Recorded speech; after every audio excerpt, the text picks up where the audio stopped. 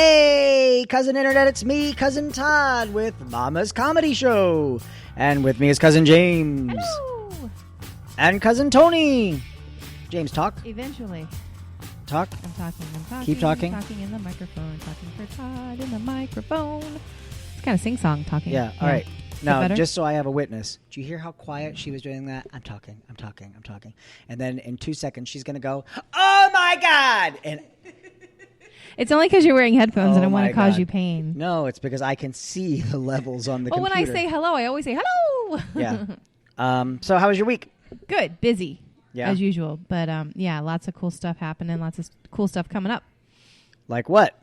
Competition tomorrow. I leave for New York in a couple weeks to perform there for a weekend. New York? That place is full of assholes. Well, there's going to get one more. I'm just kidding.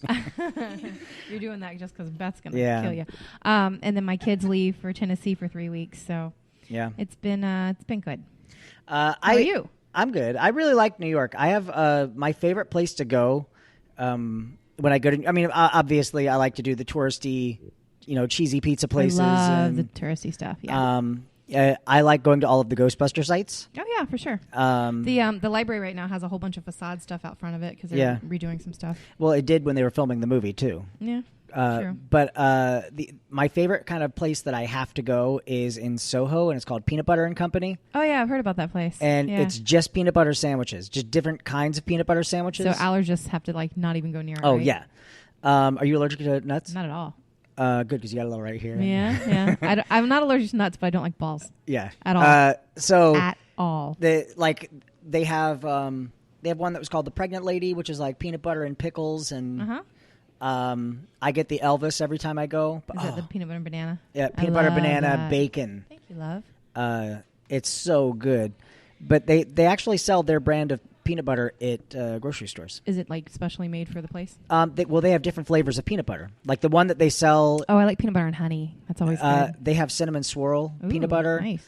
They've got white chocolate peanut butter, which is pretty good. I'm not a white chocolate fan. Never have been. Really? Do you like dark chocolate? I do. You're a psychopath. Yeah, I do. And you're drinking black coffee? No, actually, I'm waiting for John to bring me creamer.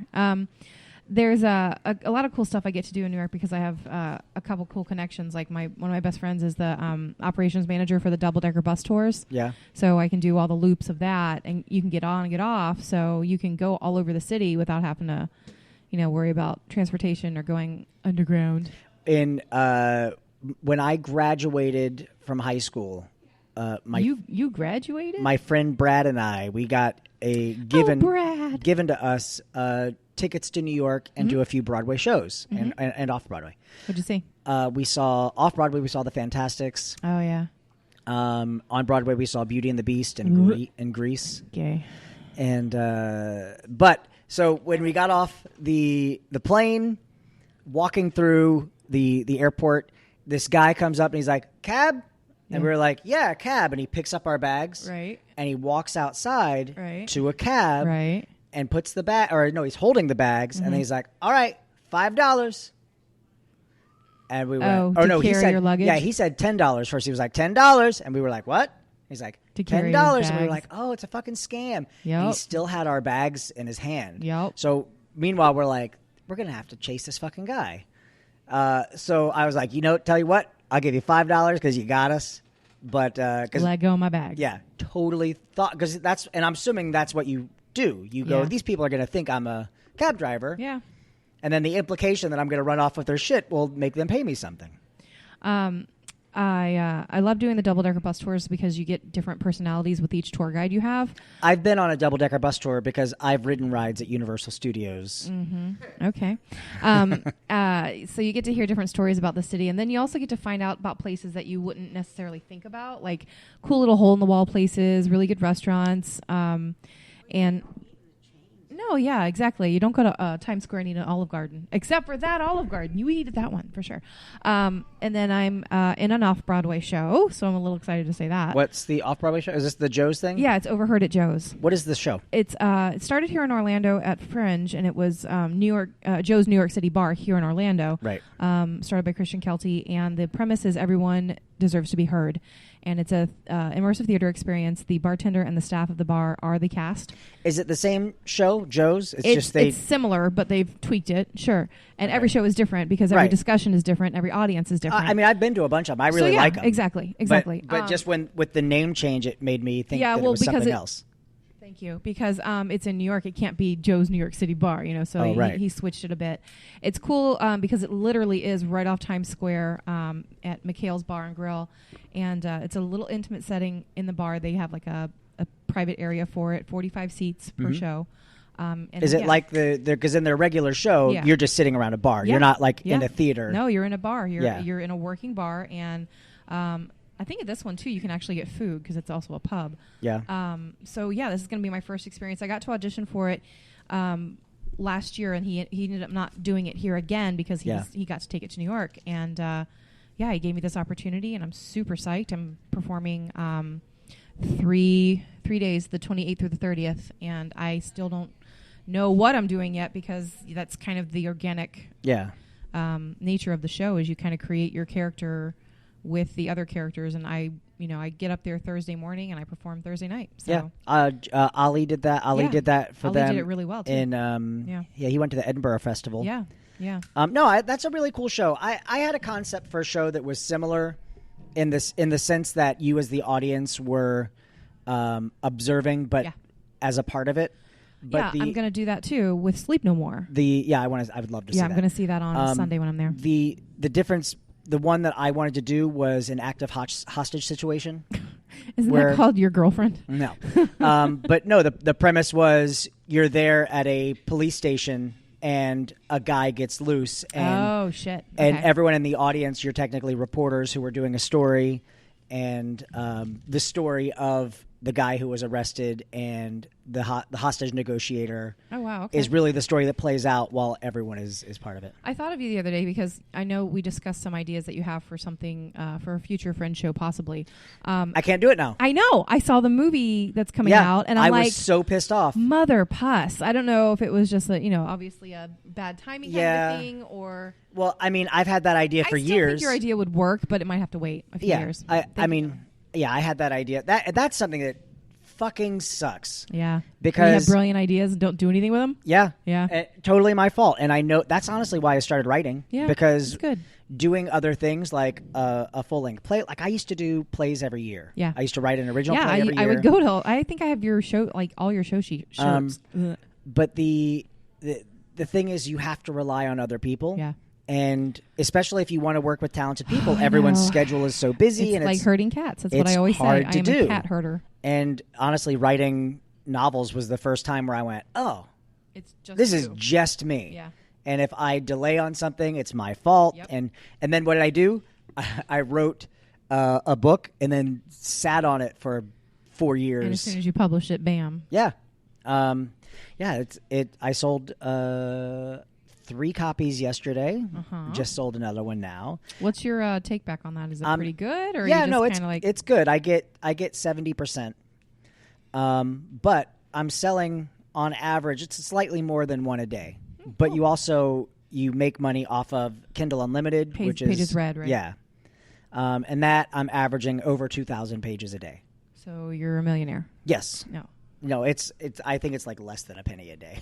Well, less than a penny a page. You don't spend that $20 anywhere. But the woman that was here, a couple weeks ago. Yeah. She was a writer. Yeah. I remember you talking to her. I talked to her after the show for a while. She wrote about the Holocaust. Yeah, it was Holocaust hysterical. fiction. No, it wasn't like Holocaust fan fiction romance novel stuff, was it? No, not like that. It was there were romance elements, but it was more World War II than like just specifically the setting. Sure. Because the Holocaust we all know didn't happen. And listen, the Earth is flat. But want me to slurp my coffee? I will. So I talked to her for a while. She has 20 books. She's all self-published. And is she making a living on it? Yeah. She said it's all she does. That's she doesn't sweet. worry about money anymore. Oh, wow. And everything that I had listened to beforehand with self-published authors or self-published authors that I've talked to, they basically said once you get 5 or 6 books out, it rolls. That incremental amount kind of increases, especially if you have a set. So like where Inhuman is out now, when Inhuman 2 comes out, you have to do these weird Inhuman things. 2 even more Inhuman? The Inhumaner. More inhuman well, than no, human. That's why the official name of the book, the technical name is Inhuman, The Inhuman Chronicles, Book 1. Oh, okay. Like the Da Vinci Code. Yeah. Well, and the reason is so that if people see, they go, oh, there's a series. Sure. Yeah, actually, I've gotten drawn into series like that when I've read one book on recommendation from a friend, and then I realize, there's more to it. Yeah. And I've purchased 3 or 4 of them. There's like a juggling trick that you have to do, though. Like when Inhuman 2 releases, Inhuman 1 like has to be free for a short period of time. Mm-hmm. And then you sell sets of both of them together. You have different SKUs. So you have like both of them together is a cheaper rate. Party pack. Mm-hmm. Yeah. And then you keep doing that. But basically that woman, you picked her brain for a while. Oh my God! Like that show we ended a little bit earlier than normal, which shock and awe. I got those workouts in the morning on Saturday. Those are so hard. Can I just tell you we're fine with it ending earlier. But we ended a little bit earlier, and then I ended up talking to that woman for like 40 fucking hours, or 40 minutes. But same thing with you, hours, minutes.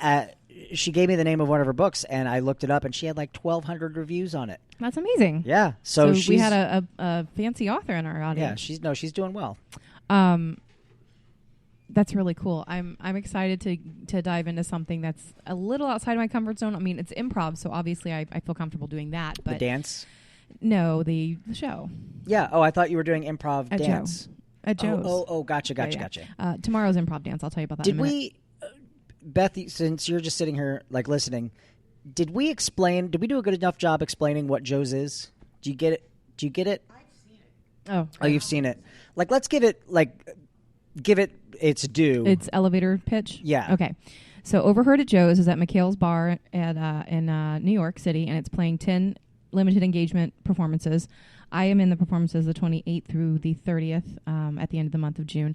And if you go online... 2018. Yes. If you go online to overheardatjoes.com, you can get information and tickets and all that stuff. But it is an immersive theater experience where you, the audience, are given the chance to be heard, no matter what your point of view is, no matter what your opinion is. We want everybody to have a chance to be heard on whatever topic comes up, relationship ideas, advice to other people. But it's a bar setting. It's a bar setting, so it's 18 and up, and it's a casual night as far as you don't sit there and watch a show. You are a part of the show that happens around you. Right. It's like every time I've gone, it was like going to a bar, and I don't really hanging go out to with bars. Your friends. And sure. And the show itself takes place around you. Yes, absolutely. So and there's live music as well. It's like being, it's like if you were invited to sit in at the Cheers bar. Absolutely. And yeah, you got it's a really to watch good analogy. everything happen around you. Yeah, and you'll see regulars of the bar come in, yeah. Who are also characters. You sometimes, if it's done correctly, and 9 times out of 10 it is, because they're such a good cast and he's such a good conductor of the storytelling, you won't know who is a regular and who is just an audience member, because it's supposed to flow freely like that, back and forth through each other's, topics and opinions. Right. Speaking of topics and opinion, can we talk about how weak Justin Trudeau is? He's hot. I don't care. He's such a weak little man. Oh Lord, I can't even talk about politics right now because I know it's depressing. It's so depressing, and I've got so many other good things in my life I'm trying to hold on to and be positive about, because there's so many people that we know personally that are having such a hard time with things, and I feel like I am very blessed right now, the time of my life that I'm in. My kids are healthy. My life is okay. I'm paying my bills, whether or not it's, on time every month. Yeah, it remains to be seen. But I've got friends that have some really dark struggles, and I feel like I want to be the strong, happy, nice, light person for them to lean on. So if there is a time in my life, I can do the reverse and lean on them if it's necessary. So the politics of it all, I can't. But I think that's the game. I think the game they're playing is eventually people are going to get tired of fighting this. Yeah, we're just going to overboard you with everything and overload your senses of all the nonsensical. And so it hits me like waves, like where I'll go, listen, I can't go on Facebook. Yeah. Or like and right I'll now with the avoid immigrants and the kids, it's killing me because I'm a mom, I'm a parent, and I just cannot For one, the kids have got to be terrified. They don't speak the language. They're in a different country. Their parents aren't with them. They're in fucking cages. Who does that? And he gets on the news and says, oh, that's the Democrats' law. It's not a law. There's no law for it. Yeah. It's just history repeating itself over and over and over and nothing being done. Why is he being allowed to do this? See, this is Jaimz not talking about politics. I know. See, this is what happens. I know exactly. I know. This is why I can't talk about it. Yeah. So anyway, the show I'm doing tomorrow. Right. Tomorrow's a regional Burley Picks competition. So it's a national burlesque competition. Tomorrow's the Florida version. And you can compete in a group, you can compete in solo, you can compete as an aerialist, as a singer, as a dancer, and then there's also an improv category. So there's 6 songs. But not improv like what comedy, we've been talking about. No. It's 6 songs that they could play. You have to dance. Yes. They'll choose a song. You get 90 seconds of that song wherever the DJ wants to play it, and you have to do a number right there on the spot. And do a number 2. Do a number 2, yes. On the spot. No matter what song happens, just have a turd ready. That's right. And I just might do that. But I'm excited because this is the first time I've had a chance to do something like this. Say, I'm going to sing, and then drop your pants and just take a shit on the stage. And when they're like, what the hell are you doing? Going, I'm clearing my throat. There's something wrong with you. That'd be good, though. No. People would laugh. The cool thing is that there's people from all over the state. There's friends of ours who are in other groups here in town. There's friends of ours coming up from Lakeland, people coming from Miami. So it's really just a night that we all get together and play. Yeah. The Sentinel did a story on it. I was quoted in there a few times, which was kind of cool. But the guy who reviewed the whole thing that's happening, he's like, oh, I guess that they're not in the mood for cutthroat action. They're just here to have fun. And I'm like, why does it have to be... Yeah. Negative? Why can't we just have fun and have it be a competition? It doesn't have to be. And I'm a big fan of that too. You know, like especially in movies, sometimes you just want to walk away and go, "That was fun." Mm-hmm, exactly. And the same thing in shows. Like, I mean, even with Mamas, our show is not technically. No. We're not sound. Yeah, no. I mean, we just have fun. We don't rely on storyline, characterization, all that. That's what the show is about. Absolutely. The show is an escape. Yeah, it's to recreate sitting in your living room having fun with your friends. Family. Yep, absolutely. I've told people that before. They're like, "Oh, you work at Mama's?" I'm like, "Yeah." And I worked at the other improv place that does rely heavily on the technique, and it is such a different experience. One is family friendly, and you'll get all these interesting. I'm not saying one is better than the other. Not at all. But it's ours just is a different better. Experience. And then you have people from that other place who kind of look down on us, and I was like, "Why? There's room in town for both. I mean, we are literally on opposite ends of town for one, and for two, one thing that was different funny, audiences." Number 2, one thing that's funny is after we opened and we started selling out, they started doing blue shows. Yeah. I don't know if they're still doing those or not. Yeah. Blue as in off color. Yeah. As in dirty. Yeah. Yeah.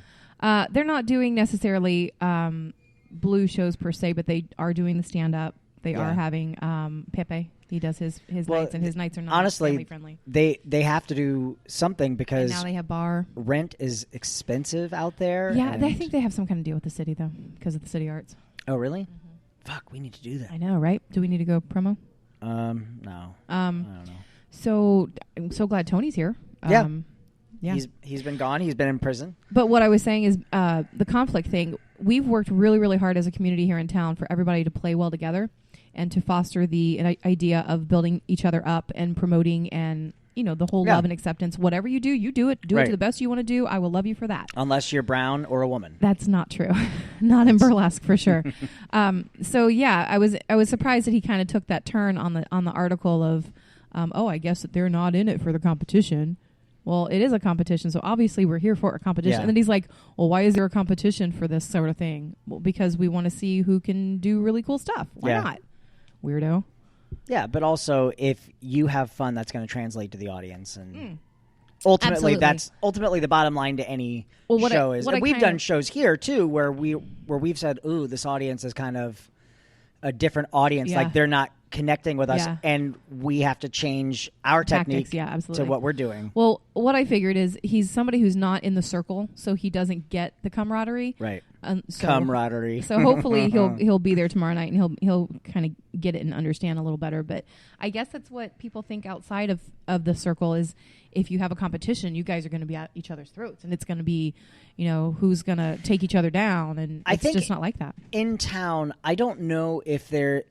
I guess Blue is probably the most prominent. Yeah, would you say? She's my burlesque mama. Yeah, she's the most prominent burlesque. But is there anything... I don't want to... I hate to use the word legitimize, but is there... There's not... Well, because out at Disney, they have at the Edison. I was there at on the Wednesday. Edison. Yeah. They have a quote-unquote burlesque which happens number. to be one of my sisters, my burlesque sisters, Right. who performs with Blue. But it's so... It's watered down because it it's is Disney. family friendly. Yeah. But there's nothing that's wrong with that as opposed to what we do. No. Right. No. That's not what I'm saying. What I'm saying is there any... Because what you do is... I would compare it to what we do here at Mama's. We just have fun. Yeah, you have fun, and everyone on stage has their moment. And the other burlesque shows I've seen are the same, but they're in bars or black box theater. Right. Like I'm not saying that's why what I mean. Are you by saying legitimize. is one is more burlesque and the other is just No. I know that they're not. One's not more than the other, but I'm saying, is there anything equivalent to a higher status? Not for this is true burlesque, but I mean as far as a performance space. I don't think so, because there is such a variety of styles. Right. I think. But my other theater, that is like we have a much. Now I consider that a cabaret. When they were calling it burlesque, it kind of bothered me. No. We're not burlesque, but Not I'm at all. saying a burlesque show with that sort of technical accompaniment Would be a burlesque show. Right. Yeah. But that's what I'm saying is there's nothing in town like that.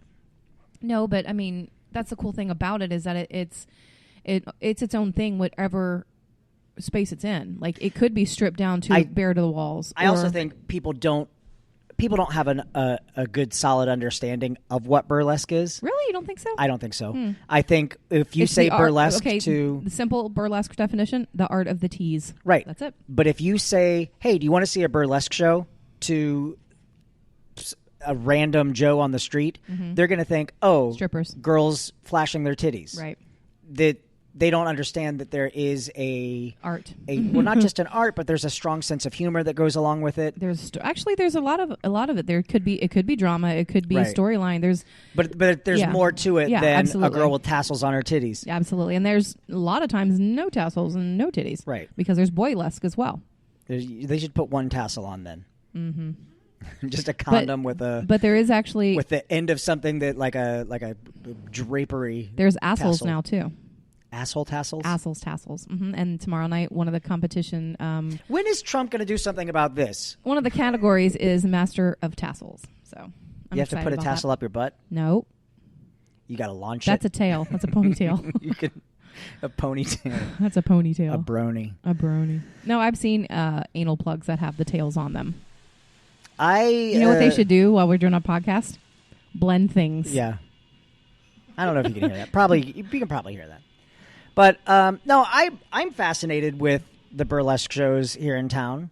I think when I watch them, you've been to mine. You've gone with me to other ones. I didn't see your most recent one, which was the one I got an award for. I know, and I didn't go to any of the ones. I didn't go to any shows at Fringe this year. But I've seen your show probably 4 or 5 times. Twice. No. Twice. Nope. Twice. More than twice. No, it was twice. You saw it when I first started, and then you saw it when Kristen guest started. And then I saw it after that when Kristen wasn't there. Yeah. Okay. I went with Ed once. Maybe 3. Oh, you saw the one with the amateur show last year. Yeah. So, yeah, the no, I've been to your show. show. Is always interesting. I've gone to maybe one of Blue's shows. Yeah, you were at Peekaboo with me. Was that a Blue show? Mm-hmm. Oh, then I've seen another one. Varieties. Maybe. Blue show at Peekaboo at Starlight is Peekaboo. Not Starlight. What am I saying? But every time I see it, I always kind of not your show, because your show is I compare it to ours. Mm-hmm. But I always kind of walk away, and I think I even sent you a text message of like a theme or something. And I was like, that's the show that we saw together.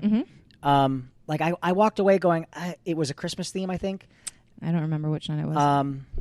But I don't know. I felt like more could be done. Sure. Like you were expecting candy canes and reindeers? No. I was expecting. Tush was amazing. She always is. Yeah. But I felt like she was the only person that had a polish on her act. Oh, I gotcha. And I feel like everyone else did fine. It's just a different style they do. Right. It's actually, there's a term for it. It's called neo-burlesque. Right. Because it's new, it's modern, it's more based on dance. And the Matrix. Yes. And did you take your pill on the way in? Oh, God, I'm pregnant. You're welcome. No, so there's neo-burlesque, and then there's classical burlesque, which is more the Big Bang Boom cabaret. Yeah. They do a show last Friday of every month at the venue. That's their style. Our style is more definitely vaudeville. So it's more the comedy. There's more of a twist with the audience. There's more variety acts. You're more of a laughing. Well, I was going to say you're more of a carnival barker. Yeah, absolutely. Yeah. Actually, when we first started, the first show we did, my costume and the first intro of the number was "Welcome to Burlesque," and I was in the top hat and tails jacket and everything because that's it. And that's it. And Tassels, because that was the vision that we were. I feel like they need to come up with a better name for assholes. Why not? I don't know. They're tassels on your ass. So, what would you call them? Boodles? Tassholes. No, that implies a hole, and it's not in your hole. It's in your hole, isn't it? No, it's on your cheeks. Oh, well, that's dumb. I thought it was something you stick up your butt that has a tassel on the end. Why would you do that? I don't know. If you put tassels on each of your nipples, assholes would go on each of your cheeks. How long you could hold it in. Or that's a fetish show. That's completely different than burlesque. Launch it the furthest. Although there have been fetish burlesque shows. Right. I don't know. That being said, I just kind of would like to see a broader acceptance of it. And I don't think burlesque. Yeah, I think it. Well, again, I'm in the circle, right? So I tell some. Every now and again, you got three people here who you've been right. Steve's been. John hasn't been because his wife won't let him out of the house. Right, but my question is, do you think that Orlando has accepted burlesque as a just an art form, or do you think it's still deep in the fringe? Right, but you're a slutty lady, and you're one of those assholes from New York. Right. Yeah. Well, it's funny that people say dancing too, because I don't consider myself a dancer. I just consider myself an entertainer. Right. And I can learn routines. Yeah. Yeah. I just feel like there is a taboo associated with burlesque, and it's not. Sure. I mean, it's not something that is. It's not something I'm going to take my daughter to. Obviously. Right. Has she never been? She comes to rehearsals for our group numbers, and then if it's a dress rehearsal night, she's not allowed. No. It's weird that dress rehearsal has less clothes than an actual rehearsal. No, actually, dress rehearsal has more clothes because you have to layer things to be able to take them off. Yeah. You would be amazed how many clothes it takes to actually get naked. All right, we got to wrap this up because we have to do a show. So, Jaimz. Oh, I'm sorry. I talked about myself again this week, Todd. No, but we made that a topic. Okay. So next week we're never going to talk about you. That's fine. Next week I'll be done with the competition and I'll let you know how I did. We have to wait 2 weeks until we can talk about you again. And I actually have another cast member. She's entering as well, Crumb Cake Cutie, and then Teddy, our aerialist, he's entering as well. So we have 3 cuties in the competition tomorrow. I'm excited. Okay. Yeah. Jaimz, what did you learn tonight? I learned that you have strong opinions about burlesque, and maybe it's time you produce a show. And I've learned something tonight, too. John and I are going to do a boylesque show together, and we're going to launch tassels from our assholes. That's the name of the show. Tassels in our assholes. No, assholes with tassels. All right. There we go. Copyright. See, I named cuties. All right, we're Mama's Comedy Show. We're here every Friday night, 10 p.m. Call 407-363-1985. Jaimz, where can they find you? You can find me online at coursesandcuties.com. Instagram, Courses and Cuties as well. Facebook, Courses and Cuties. We have our next show coming up August 17th, which is our amateur show. So if you're interested in trying out burlesque yourself, stick around on Facebook and see when we're asking for competitors. Competitors, that's right. You can find me on Insta and Twitter at Todders or Snapchat Duty Poo Poo. Also, you can go on Amazon, search for Inhuman, The Inhuman Chronicles, Book 1. Inhuman. And you can get that on Kindle and that's my mom's last name. Kindle. And possibly next week, the paperback will be out. Oh, cool. So, like actual paperback? Mm-hmm. I want one of those. Yeah. So, go buy that and help me. All right, we'll see you next week. Bye. Bye.